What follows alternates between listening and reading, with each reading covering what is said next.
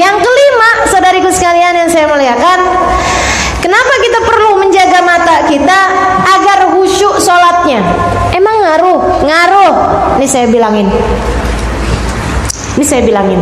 Teman-teman saudariku sekalian, kita tuh kalau lagi sholat, itu hati kita, pikiran kita hanya akan mengulang sesuatu yang paling mayoritas dalam hati.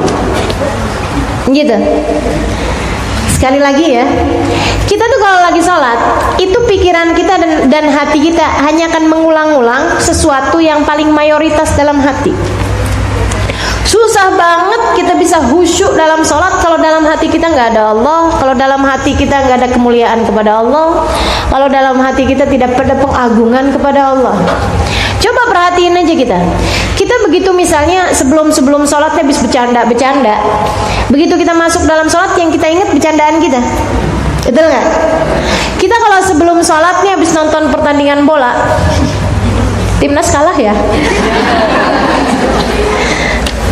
Ustazah tahu, gimana nggak tahu? Teriakannya orang-orang di sekeliling kenceng bener. Akhirnya kan saya tanya juga, kalah ya? Ya Allah. Saudaraku sekalian yang saya muliakan, kita misalnya habis nonton sesuatu, habis nonton pertandingan bola misalnya gitu. Begitu sholat nih, Allahu Akbar, yang kebayang apaan? Bola, nggak jauh-jauh gitu. Jadi itu yang namanya hati kita, pikiran kita gitu ya, itu hanya akan mengulang di saat sholat apa yang ada dalam hati kita. Kalau kita biarkan mata kita nih yang merupakan pintunya hati ada dua teman-teman saudara sekalian. Ada 4 kalau dilihat lobangnya, tapi ada 2 sebenarnya kalau dilihat fungsinya, mata sama telinga. Ini 2 hal ini nih yang kemudian menjadi pintu masuknya sesuatu ke dalam hati, gitu. Karenanya kemudian apa yang ada dalam apa yang kita lihat di mata kita, apa yang kita lihat dengan telinga kita akan masuk ke dalam hati kita, dan ketika kita sholat Allahu Akbar itu hanya akan mengulang-ulang apa yang ada di sana.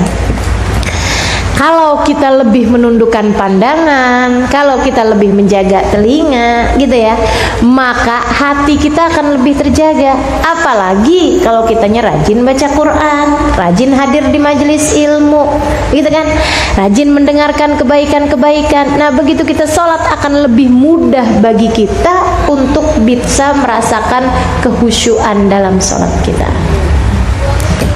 Tundukkan pandanganmu, khusyuklah sholatmu.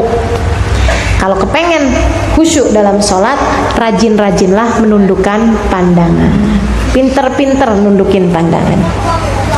Itu hal yang kelima.